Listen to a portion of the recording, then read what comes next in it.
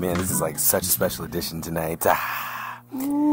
Welcome everyone. This is a special edition of the Truth Podcast, if you will, featuring only KSTRAW. Van Ark is chilling at home doing his thing. My man Van, shouts out. But yeah, this is a special edition of the Truth Podcast, and we're just gonna. This is my new albums. I guess my albums podcast or special albums edition podcast. I wanted to do a special edition. Van did like a bunch of mixes and UK mixes and stuff from the 80s they found on cassette tape. He had a bunch of that stuff, and he put that on our podcast and did a couple episodes and put the pressure on me because he found killing UK mixes. So I was like, I'm not gonna just do some standard jock jams kind of thing. So sorry, I try to get myself together. So anyways, no, that's fine. No, we're cool. We just gonna go live on it. This is live. Okay, alright. It's live. We just gonna go on it. Hell yeah. I was like, man, what could I do? And then I figured, we're in the RVA. I love everyone's individuality and on how they do their thing and how they come out with music, and especially now I feel like there's a new renaissance of it. There's so many artists that I respect, and and starting off with a crazy list, and finally we're kicking this series off, if you will. That's what it is. It's a Truth Podcast series.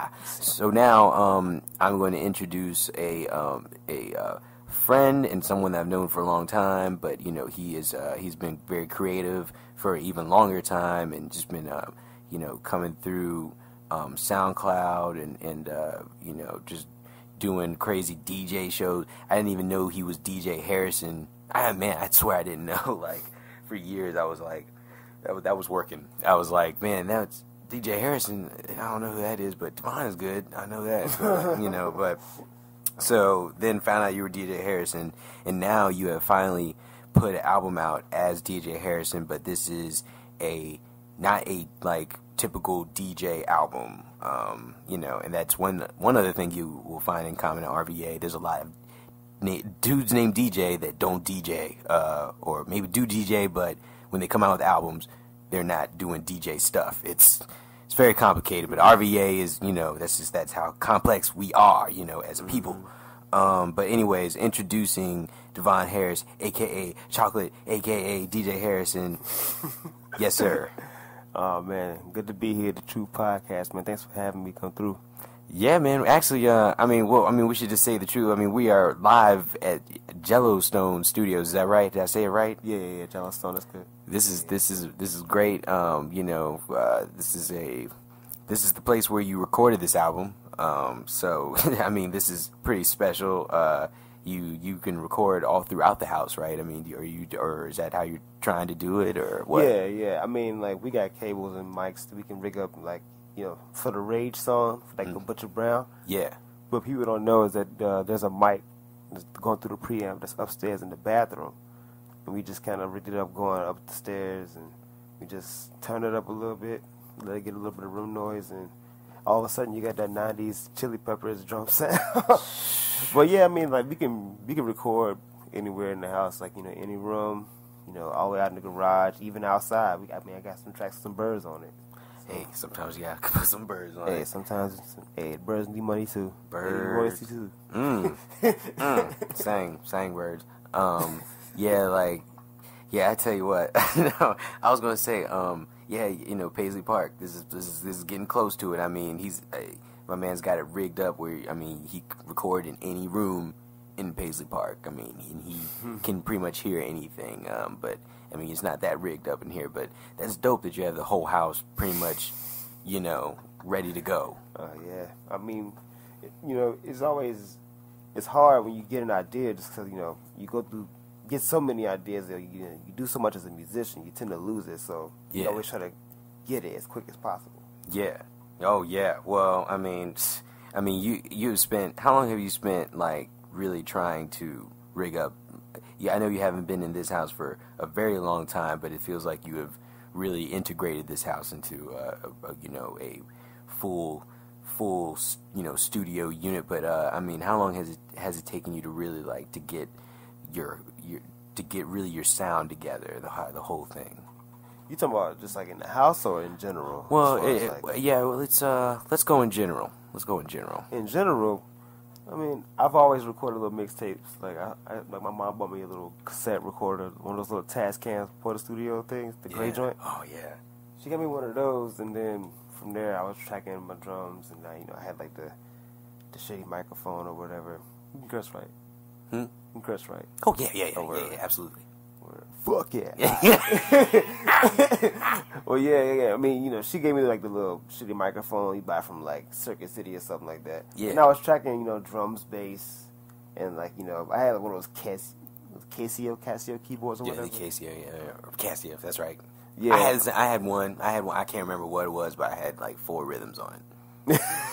Yeah. No, that shit was limited, man. But I mean, I tried to make it work, and then as time went on, I tried to get hip to like computer recording. I got Fruity Loops, and then once I figured out how to record to the tape, and then put that, as a WAV file, dump it into the computer, I was sampling myself. Yeah. And then I started getting practice, and once I started buying more records, I was listening to more music and different recording techniques. I was just trying to emulate the records, like Rudy Van Gelder, Russell Lovato, Bob Power. Alan Parsons, Eddie Kramer, like all them dudes, Of course. Yeah. As far as how a record was made, that's what I was studying, like how the music goes together and like how the blend is and how to tweak everything to make it sound like what I was hearing as a kid growing up. Right. Well, I mean, dude, that is the dream. That I was using a karaoke machine. Yo, I'm gonna tell you this shit too. I had a karaoke machine when my tape player broke down, and then it was like one of the Memorex joints. We had like a speaker connected with it and shit. Okay. And it had a two tape deck, and I would record drums on one tape, finish that, rewind it back, put it in the playback reel, and then put a fresh tape in there. And while the drums would play back, I would record drums and bass to the tape, and then I would keep switching until I had the track. Did you notice like that? I mean because the tempo, does the tempo change, right? Like when the tape. Yeah. Did you notice that? Did you notice that? I mean, I didn't notice that for years. Like it was just so much fun overdubbing, man. It was so much fun overdubbing. Oh, what's wrong? Oh no! I'm just checking out there. Make sure the level's cool. Okay, is everything cool? You got yeah, everything cool. Okay, cool. Like that was so much fun, man. But like, so I mean, you continue that, and then how about when you started to actually, do your own studio? Like, then getting the sound together? Then what was that? How was that like getting that together? Oh man, that was just from. Took a lot of time just because, you go in the studios and you see all the big gear, it costs a lot of money. Which, as a musician, you don't tend to really have that much money starting off like that. Nope. So, you got to make do with what you got. And that's kind of what I always had as a mentality. Just kind of like, I don't have much, but if I can make this sound good, I don't know how to use Pro Tools. Yeah. But that's the industry standard because everybody's got to use it. But it's just the thing about it. The thing about it is just everybody is using it, and it's just this certain quality that's almost too technical. Yep. It's like Pro Tools is all about bit conversions. I mean, like most software is that. But yep. The thing about Pro Tools is that it takes the sound and just kind of like flattens it. It just makes it kind of lifeless a little bit, Preach on. It's rough. I'm not even gonna go there because I've come to you with my grievances and I feel like I've solved the issue, so I'm not gonna go there today. We got the studio. You've collected, the materials that you've been able to get from throughout the years, and now you are going to put an album together. You've been doing a lot of covers. You are very prolific. Thanks, man. I mean, well, I mean, just speaking straight truth. I mean, it's just you are totally prolific, man. I mean, always on the SoundCloud. You have albums. You put full albums out of material like once a month or something like that. Yeah, I try to. I was gonna put something out this week. What I'm gonna do is that I'm gonna put out most of the old stuff. Right. It's like, I got all that stuff copyrighted anyway. Right. So I was gonna put out most of the old stuff and maybe put some scratching on it. Mm-hmm. Make sure nobody steal it. Mm-hmm. Just put it up there for a little bit of money, but it's all gonna be in the order that I did it. So yeah. I'm gonna start all the way from. I got really serious about doing the beats and collecting.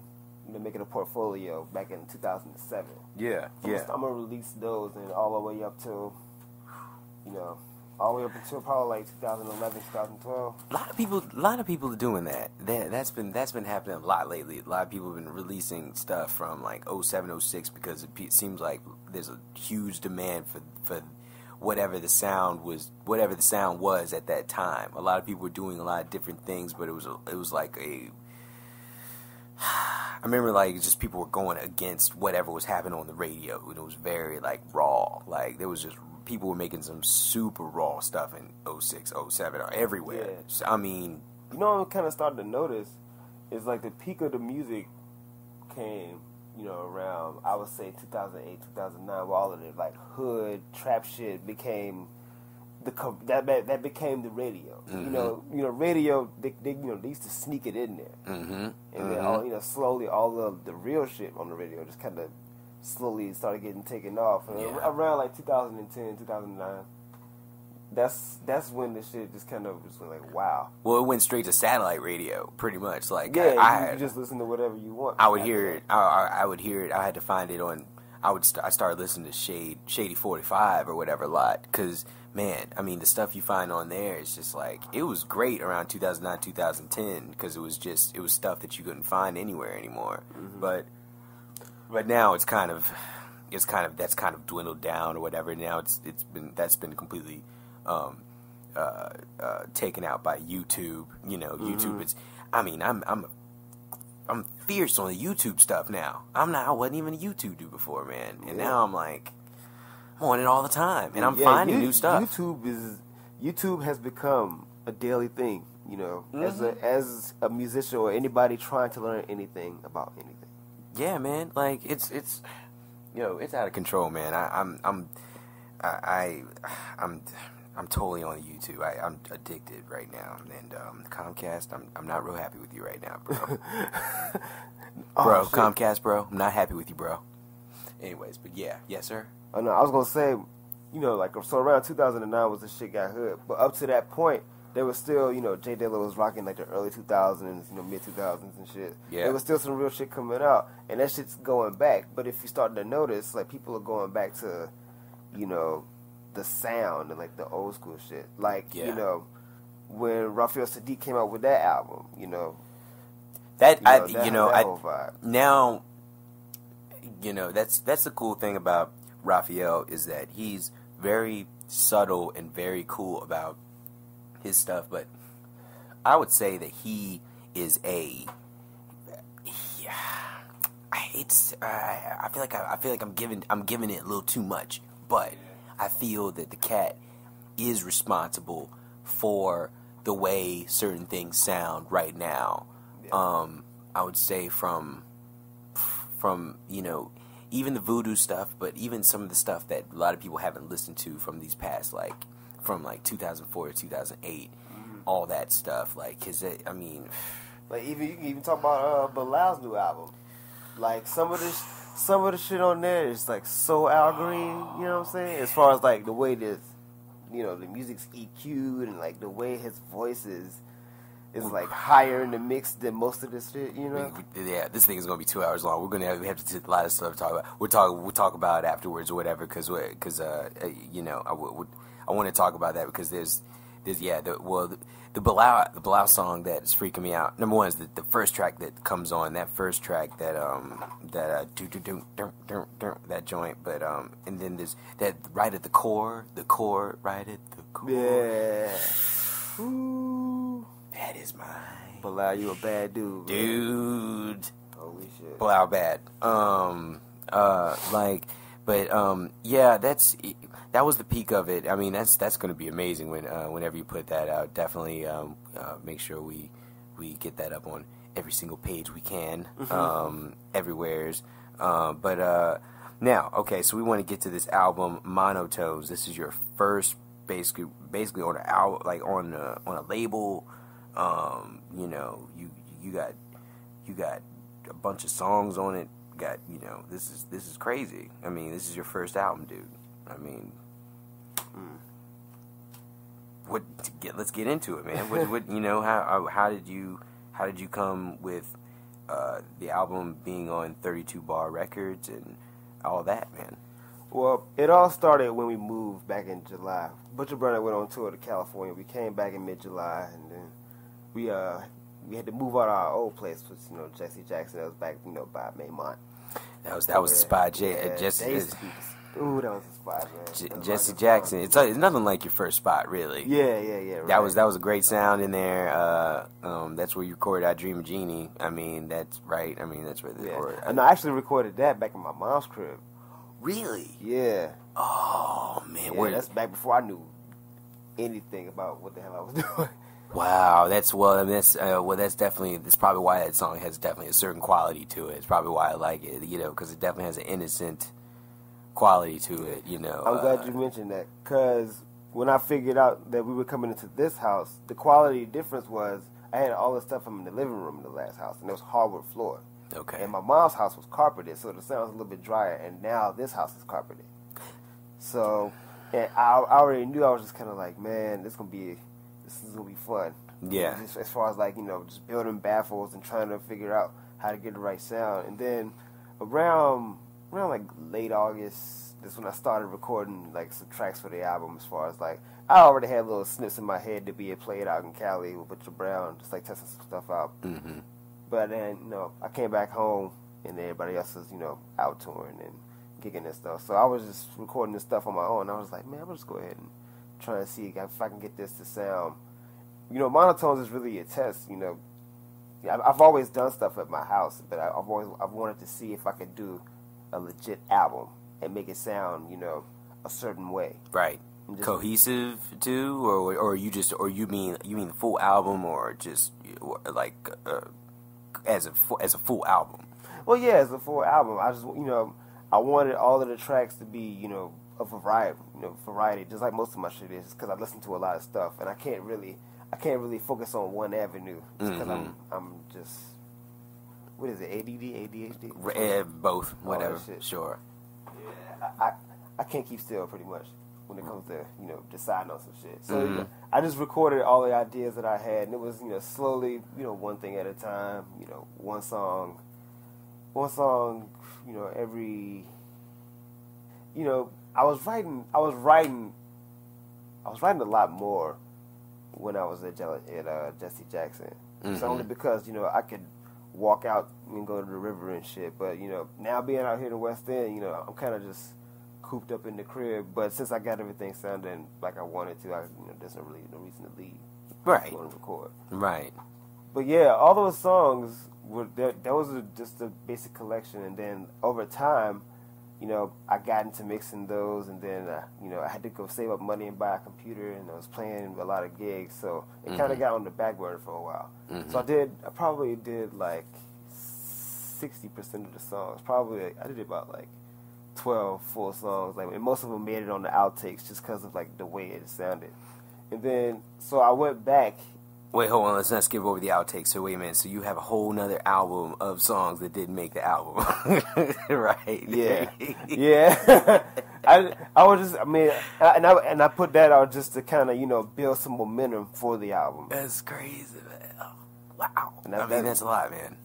Yeah, but just I'm just trying to take the whole when D'Angelo and all the cats went to the studio to build the voodoo shit. They just went in there and just recorded.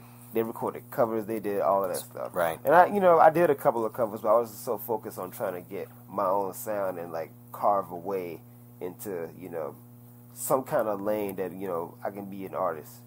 I got as far as my own artist. I got you. Well, I mean, let's we were checking out something real quick. Oh, we good? We good? We're all right? Oh, okay. Just well, I mean, we want to go if we want to. We can, or if we can get started with the first track. Let's check out the intro, Persistence, and check that out. Hell.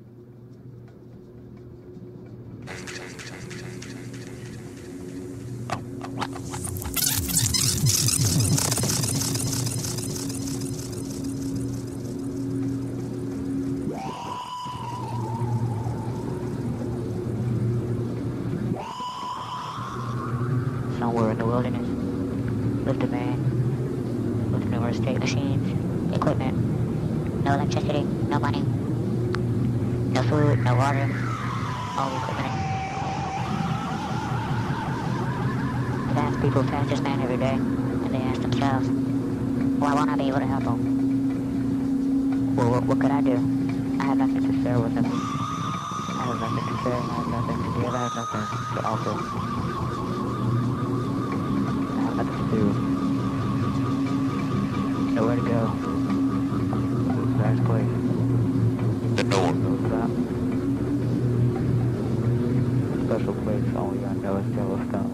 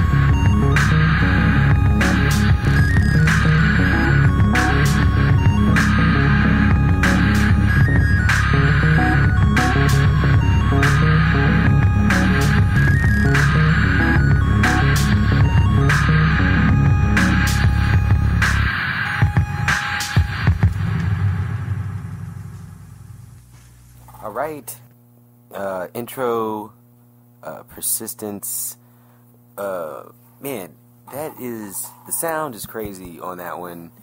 So, yeah, you were saying before that you had a fan going. Yeah, it was just it's Andrew's fan. It's like one of those little black Honeywell fans. Andrew Randazzo. Yeah, that's right, Randazzo. Randazzo. Randazzo. Yes, sir. He's a killing bass player in the RVA area. Yeah. And your roommate, right? Yeah, the man upstairs. The man upstairs. Shout out to Andy. He is the man upstairs. Shout out definitely.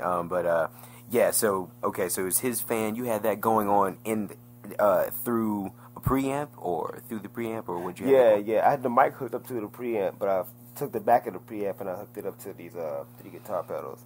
Hooked it up through the it's like Electro Harmonic Qtron, then the Rat Distortion. No, it was the Rat Distortion first, then the Qtron, and then the Boss Digital Delay. Man, that's crazy. Yeah, and whenever I press the Qtron, and that's what's making the whoa, like that noise. Okay. Whenever it comes on. Okay. And then like after it moves through that, then the Fender Rhodes comes in, and then like the drums or what is that sound? What is that sound? Oh, that's those are really, really compressed drums, like, you know, high peak intensity. And then yeah, I mean that's just in my MPC. There's just 2 drum samples I got on my MPC. It's dope. That sounds so good. It's real, just real crunchy sound. Really good, man. All right. Well, I mean, yeah, that's Persistence. We're gonna move on to the next tune. This is You and I Want.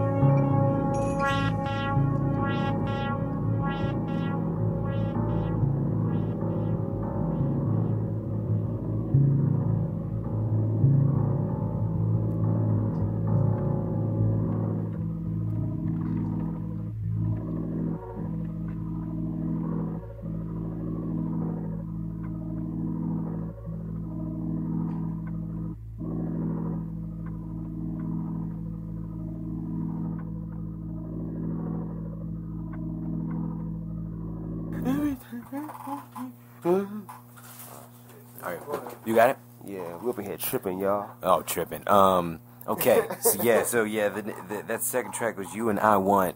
Now, I'm saying that I feel like that there's just like a plethora of sounds on this one. Like you said, Marvin Gaye, and I feel like it goes Marvin Gaye into, you know, it's an obvious name, but you know, obviously or not so obvious. You know, I feel, you know, a Glasper thing there for some reason. Piano at the end. Maybe the piano at the end, but I feel like that's something that he tries to do. You know, I'm not gonna try to. I'm not hating at all. There are some nice songs on that album, and I have to listen to it more again because I didn't really give it too much of a chance before. But I feel like it's, you know, it sums it up real nicely. Like, you know, this is like nice little simple kind of, you know, love ditty, if you will. But you know, go into the sound you were feeling on this You and I Want.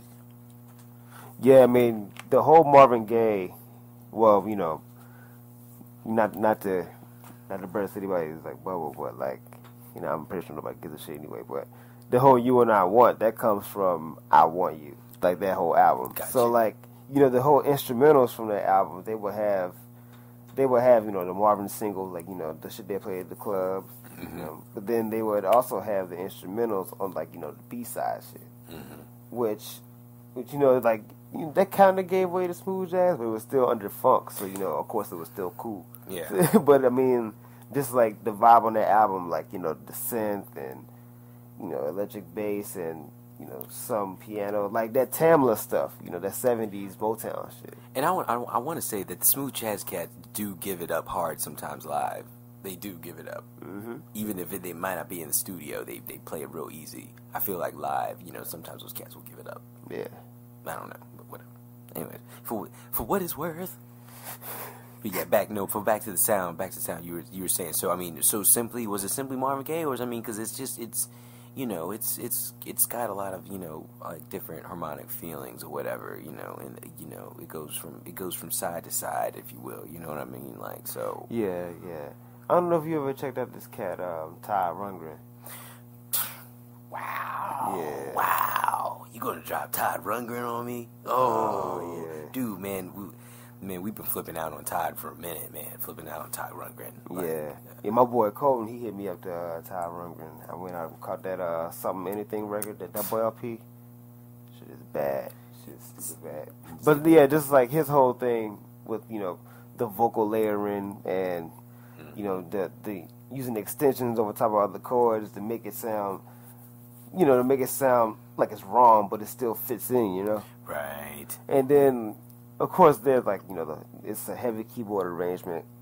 So, you know, I wanted it to be real thick just because, like, you know, it's supposed to be like a love song. Yeah. And, I mean, that's not, you know, it's definitely not one of my wiser choices as far as, you know, that's a lot of music jam-packed in, like, what is it, like 5 minutes or something like that. Yeah. Yeah, it's a lot of stuff, and it goes, like, from one thing to the next. Just because, like, I don't know, it's like a never-ending kind of thing. You know what I mean? Like, you know, when you're in a relationship with a girl, sometimes she can just seem never-ending. So. Right. I dig that. I mean, well, yeah, that's definitely one of my jams for sure. It's you know, we'll get into it, but I definitely feel like this is like a road record. Like, you know, that's what I did with it. You know, I've used it on the road several times. It's just good ride music. You know what I mean?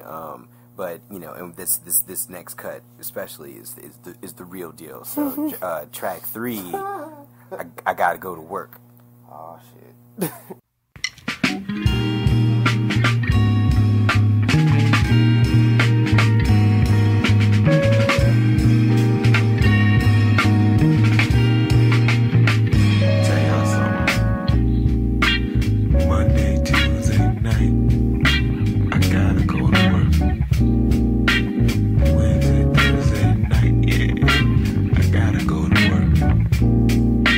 Friday, Saturday night.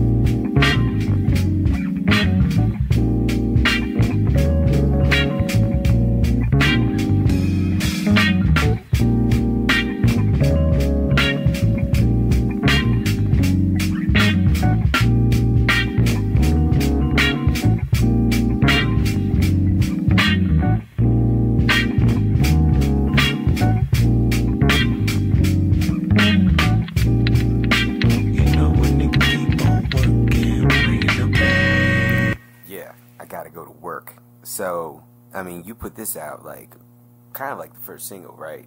Yeah. I put this out in December. I put up like a YouTube video of like, and that was just a batch from the 1/4-inch tape. Dope. So I mean, I hadn't mixed anything. It was just like a flat track. You know, it still sounded cool. Yeah. But in December around that time, that's when I started getting back into recording the album because I was buying a little bit more stuff, and like, you know, I had just gotten the Mac set up and trying to incorporate the computer with the recording and, yeah, you know, figuring a lot of stuff out. So it took me a while to figure a lot of stuff out. Yeah. And then once I got all my stuff recorded in December, I just spent a lot of stuff. I spent a lot of time in January being sick, just like chilling at home. But I had a month to spend with the record to mix it and to get it to where I wanted. And I burnt like countless CDs. Yeah. You know, yeah, right. You know, like, you know, the Car Test 1, Car Test 2. You know, this one's too bassy. This one got too much highs. You know, Car Test 1, Car Test 2. I know. Yeah, but I mean, it's funny because when I wrote this song, I wrote the music when my boy Javi Santiago was in town, like a year ago. It was like March of 2012, and then, you know, he was playing drums, which he usually doesn't do. He's a piano player, and I was playing Rhodes, and it was one of those chord changes I came up with, and I decided to just write some lyrics to it. And being a musician, you know, a lot of musicians can relate to it just because, you know, they're always on the go all the time, and, you know. Yep. Yeah, the lady want to hang out, and you got to go to work, and then she mad, and yeah, all this shit. You know, it's not even just a musician thing. Just, you know, working people in general. You know, a lot of people can relate to it on different levels. It was perfect. You know, when you put it out, and I love the video as well. That was really cool. Yeah, I mean, that's exactly why I instantly thought. I was like, man, you know, this is. It says it perfectly and very succinctly. It's just like, I gotta go to work. You know, it's, you know, it's what I gotta do.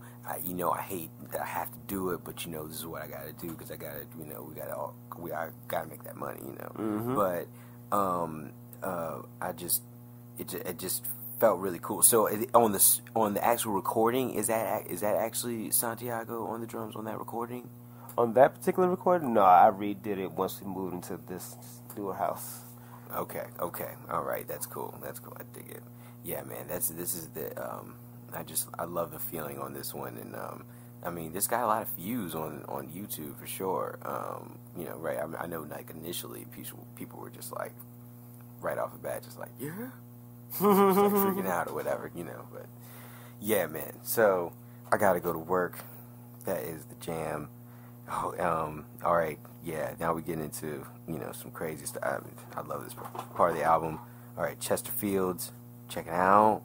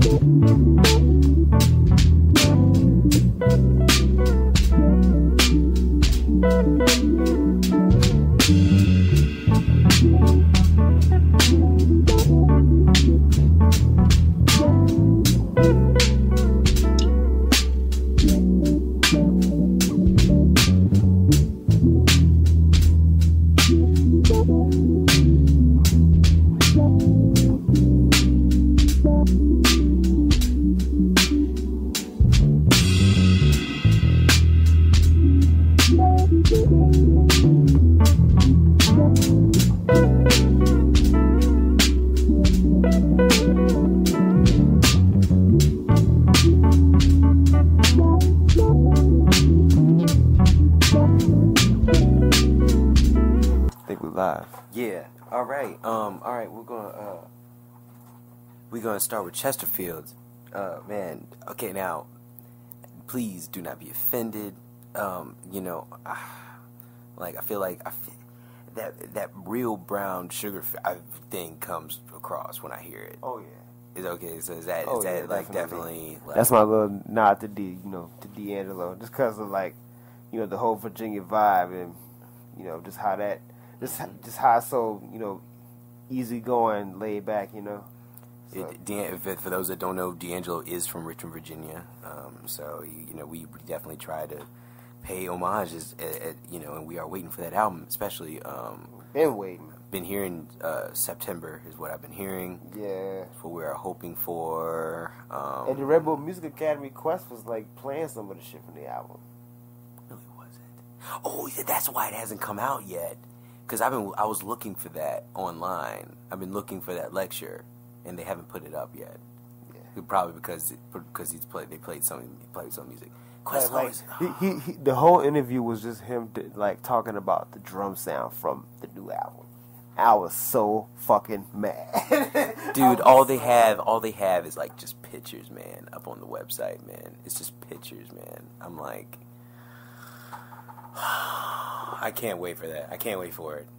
That and because I just watched the James Murphy one is crazy. I don't know if you're into him at all, the LCD Sound System, man, but you gotta check them out, man. Because like y'all have very similar aesthetics, different music, similar aesthetic though.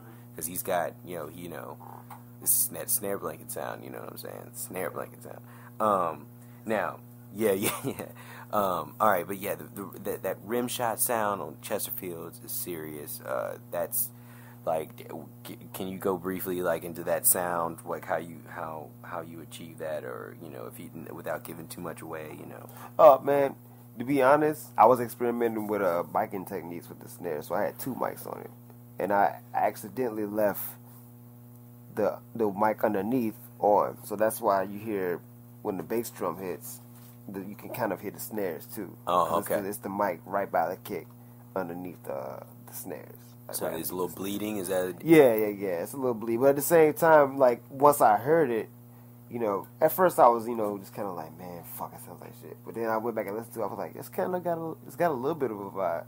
So I tweaked it to where it sounded okay. Yeah. But then I was still happy with it. It's definitely a country sounding song as far as like, isn't it, like you said, like the whole D'Angelo Brown Sugar vibe. It's got the organ, it's got the jazz guitar, it's got the electric bass. I like Sadiq. I still I see the image of Sadiq in there. Or whatever, or like Ali Shaheed. Whatever that feel is there for sure. The jazz hop. Yeah, for sure. That starts it up right there. You all good? Up here getting hurt, ladies.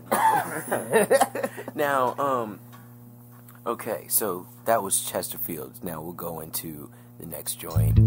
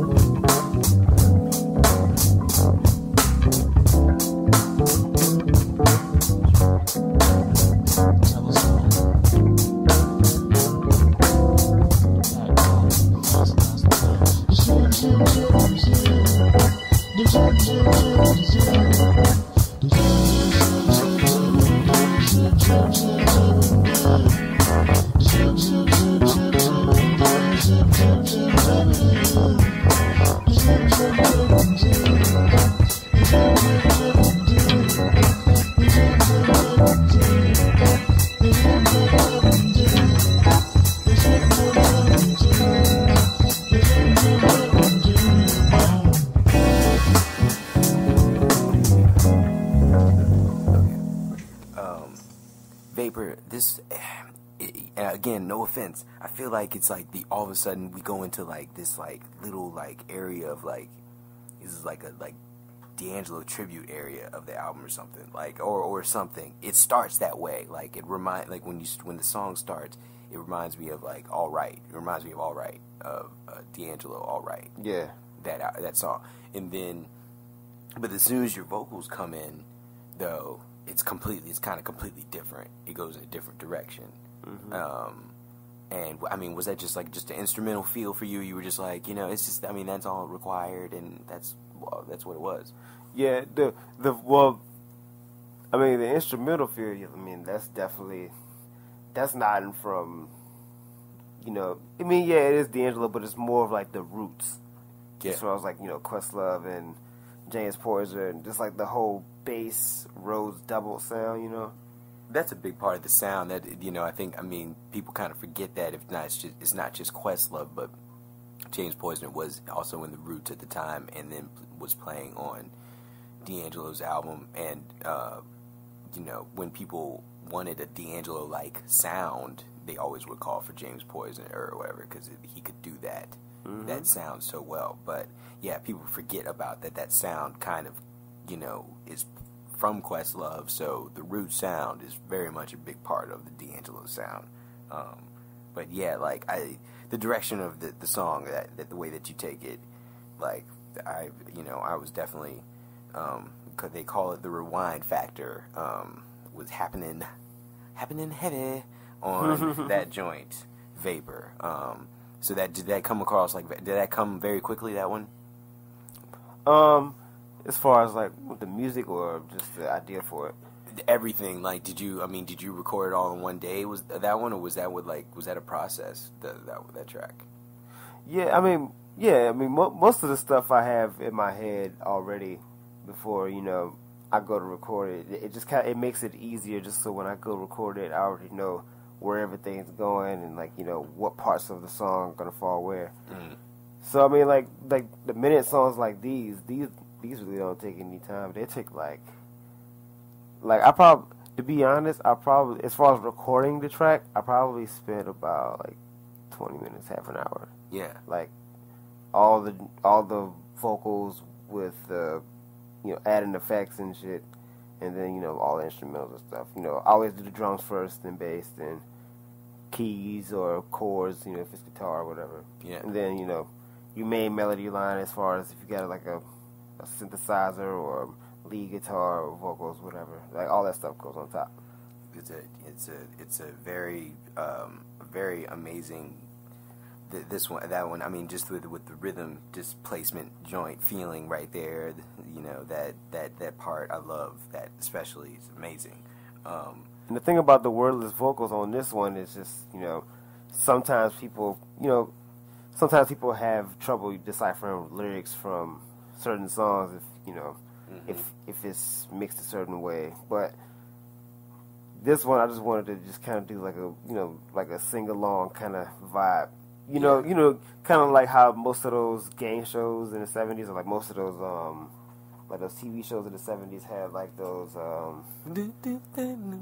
yeah, exactly. Yeah. That's kind of where that came from. That's dope. Yeah. I love that feeling, man. It's definitely, that's what's up. Do I have that? How'd you get that?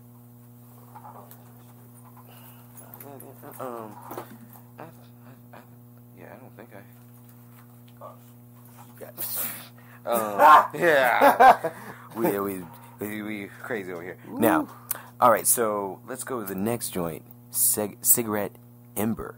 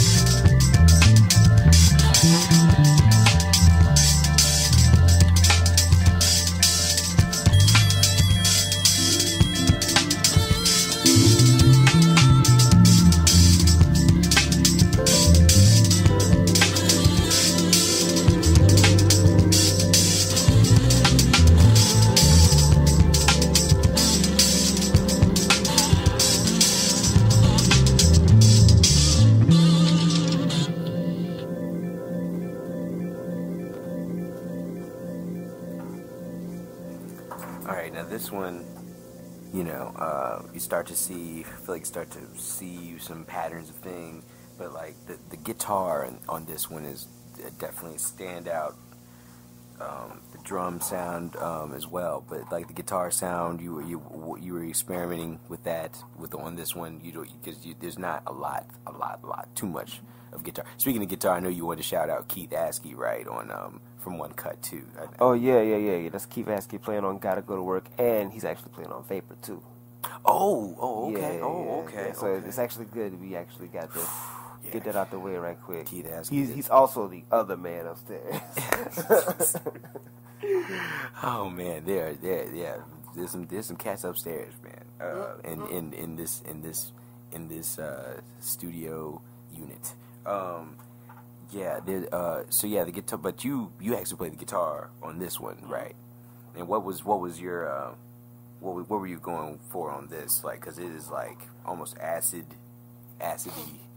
Oh yeah. This is my influences of like Pink Floyd and all of those, you know, the rock band era. You know. Okay. That's just my little nod to David Gilmour, and you know, just like that whole overdriven, delayed keyboard sounding, you know, spacey thing. I have to say, you are dropping some heavy names today. I mean, like for a so-called hip hop whatever artist slash DJ slash, you know, beat maker slash producer, whatever have you, composer, you know, the names you are dropping, heavy classic rock, if you will, classic artist names, but you're not naming the typical artist. You're naming Todd Rundgren, Dave Gilmour, not even Pink Floyd. You're naming Dave Gilmour, who's I love his guitar solos. Mm-hmm. I think his guitar solos are like, he has some killing joints, man, and the chord changes are really something. But I did not expect you to drop Dave Gilmour, so it's a very interesting route, man. You know, for you to go. Yeah. And I mean, like, you know, the whole overdrive kind of symbolizes just like the burning of the cigarette. That's why it's only like, so, you know, only a minute long, and then at the end with all the instruments cut out and it's just the guitar by itself. That's like the stubbing out of the cigarette. Because like that song kind of, you know, symbolizes the whole, you know, everybody's working with the hustle and bustle.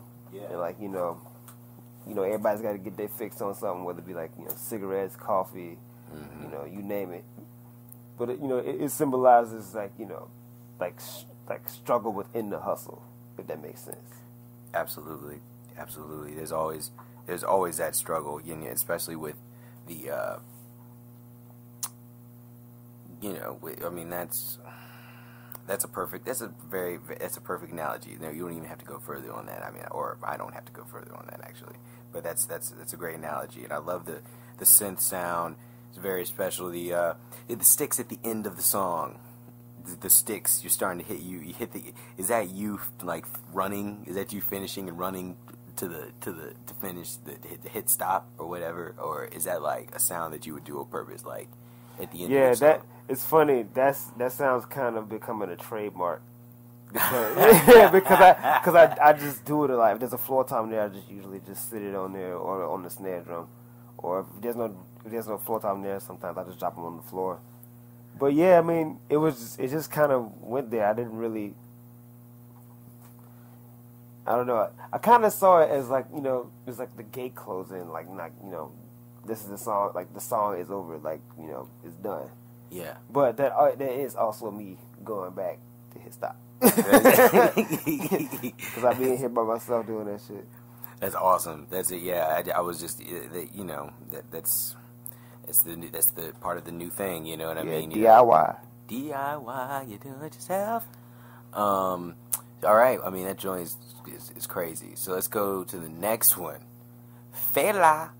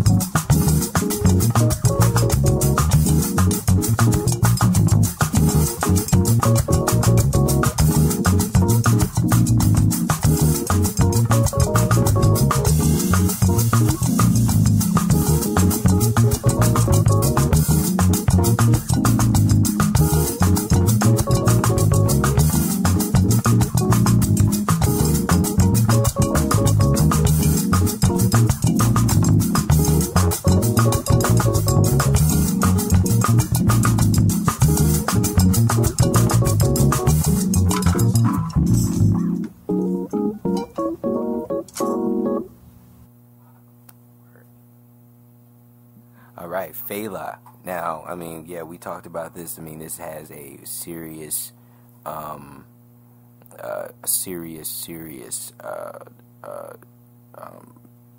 you know, I mean, not only is it Fela, well, yeah, it's definitely Fela, but it sounds like it's a tribute to not just Fela, but, you know, there was, you know, again, we're going back to the Cats, the Soulquarians, and they did an amazing version of Water Get No Enemy on the Red Hot and Riot compilation album that was for AIDS research, and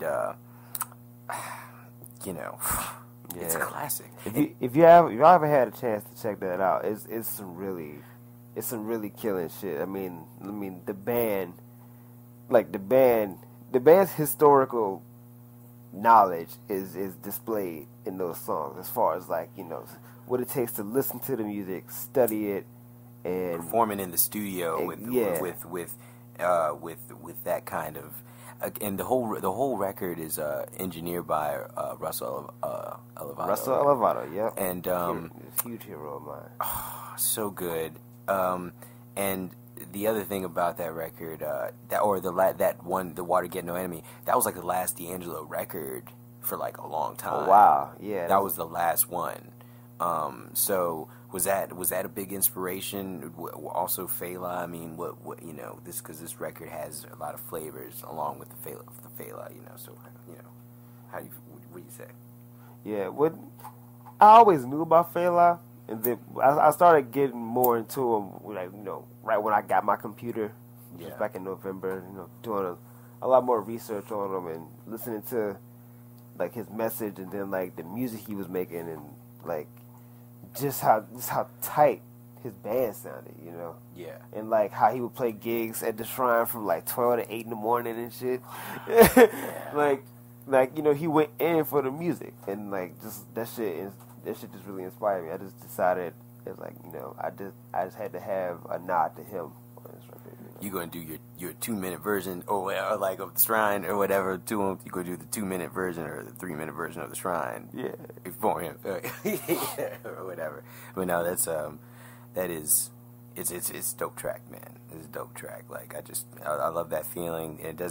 It's hard to do, I think, without sounding like you're just trying to completely just copy it, so it doesn't sound like a, you know, straight rip or whatever. But you feel the inspiration, so that's great, and I think that's all that really counts. So you know, I actually I feel that we should probably just preview this album, and I think that we should have everyone get on iTunes or get on to your Bandcamp page to check out the rest of this, really, because, you know, if we just give the whole album away, really, I think that's just a travesty.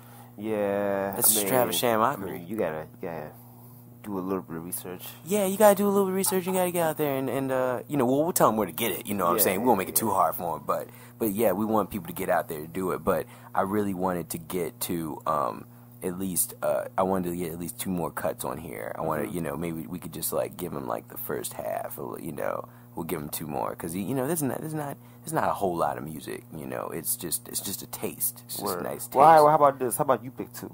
Well, okay. Well, you know, man, I want to say you put me right on the spot too, because I know it's one of the joints near the end that I freak out about. Maybe I think Daydreaming. Let's do Daydreaming, and no, all right. So I'll pick one and you pick one. How about that? Okay. I'll pick Daydreaming, you know, and then you pick one. Oh shit, let me see it. I got he had 5 albums of materials out, guys. So I know he get song titles here and there.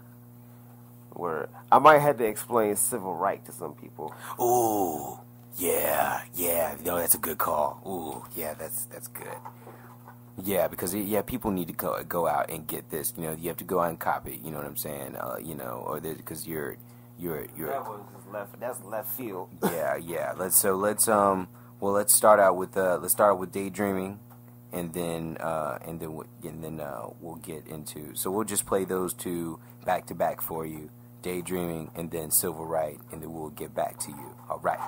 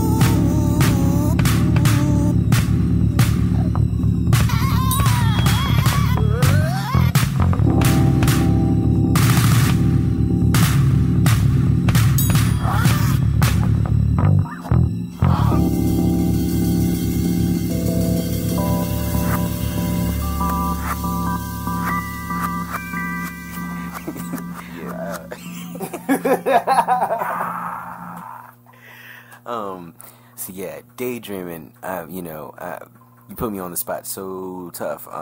With that, you pick one, pick 2, pick. And I was like, oh man, but because I mean I knew them, but like, I definitely, I didn't want to, whatever. But daydreaming. I mean, so where is that? Just, I mean, was that just a let loose day on that one? Like, were you just like, let's go? Yeah. That one, I wanted to do something with a different feel that wasn't, solid 4/4. Yeah. It's in 3, but it's like a floating kind of 3, like a different kind of like a. It's weird. It's got like that whole you know how like We Are the Champions is kind of in 6, but it's got like that whole bouncing feel. Yeah. Yeah, you don't really think about it being in 6. Yeah, but you know what's crazy? You know what else has got that same shit? You ever listen to like Cameron and Dipset and how they had those 6/8 beats? Whoa. That's kind of what the drum beats reminiscent of those two things. Oh man! Wow, Dipset. Yeah, right, dude. All across the board. Told you ADHD. People hate on the Dipset, but like some of those beats are just like some of them beats are pretty fucking hard. Oh my god, really? I mean, it's ridiculous. That's like. Yeah, you're definitely coming from a different spot. I mean, musically, were you thinking about anybody on that track? I know you said you were saying Robert Glasper, and I was saying that I didn't feel like it was coming from that direction. It feels like a more whimsical kind of feel, if you will. Like, musically, were you coming from somewhere else with that, or? Yeah, well, there's another person that I had in mind for that track too, Pharrell. Oh. If you can like kind of hear like the, like. If you listen, the album In Search Of, or like, Fly Die, like the NERD shit. Absolutely. Those albums in high school, when I wore them bitches out, man. Just because, the live instrumentation and just...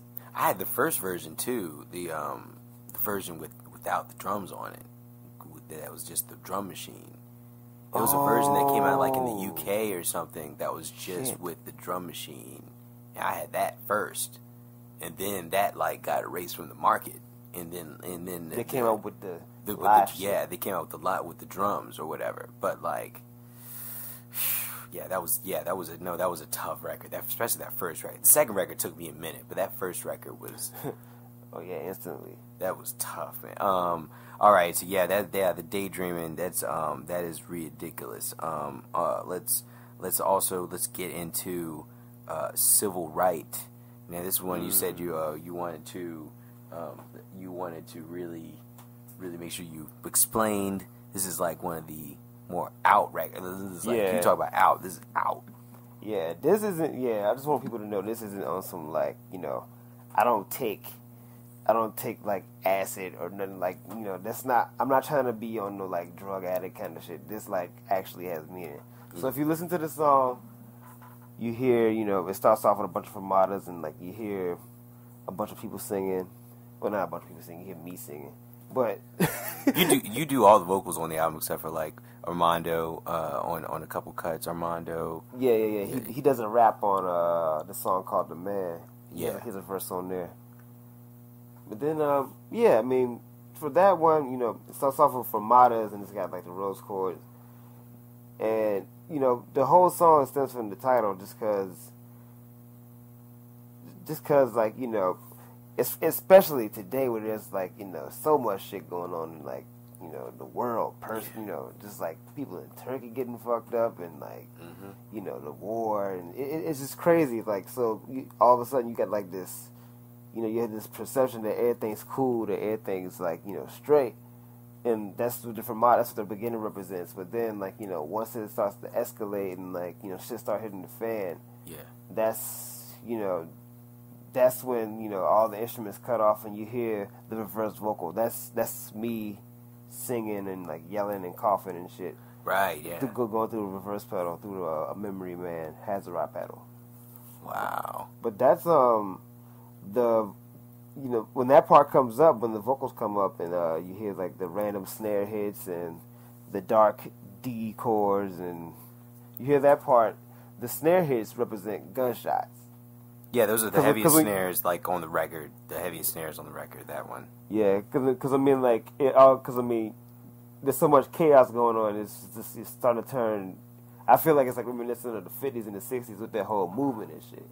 So then, like, all of a sudden there's like a flashback to that, and then that's what the crazy part represents. If you listen, there's a segment of me coughing, reverse, but it sounds like a dog. Right. Yeah. Oh, so okay. So wow. I figured that out, and I figured out how to use that within it.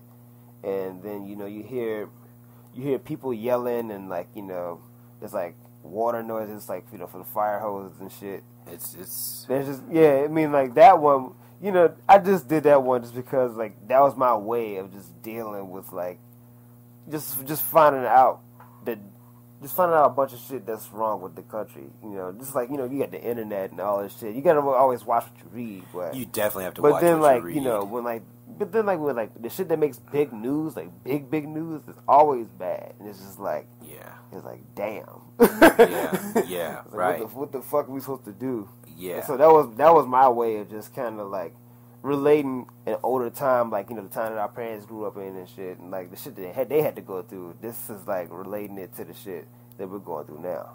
Wow. I know that was a lot of shit. I'm sorry. No, it's you know, I mean, I think it's perfect nice. that we you know, kind of ended it on that cut. You know what I mean? Because that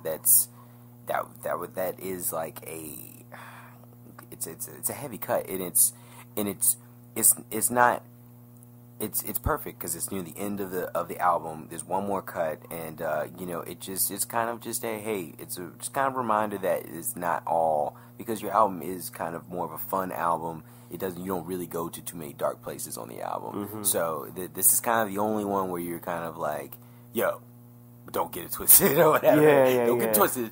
It's still crazy. You know what I mean? But you know, you gotta keep moving forward or whatever. And I mean, that's ultimately, I guess, how, you know, that's how I felt about the album, listening to it as a whole, on the road, you know, a couple times. And you know, that your album and a couple other people's albums around here, you know, made me think about really doing this, because it's just like, you know, these albums deserve, you know, this kind of look as well, you know what I mean? Because, you know, I mean, this is about preserving a legacy for, you know, for anyone, you know what I mean? You know, at this point in time, you know, it's not just, you know, the big cities that do stuff, you know, the smaller big cities do stuff as well. So, and RVA is, it's reemerging slowly but surely. Yeah, it's reemerging. It's coming, man. You know, but this is a special thing that we're going to be doing whenever we can do it, and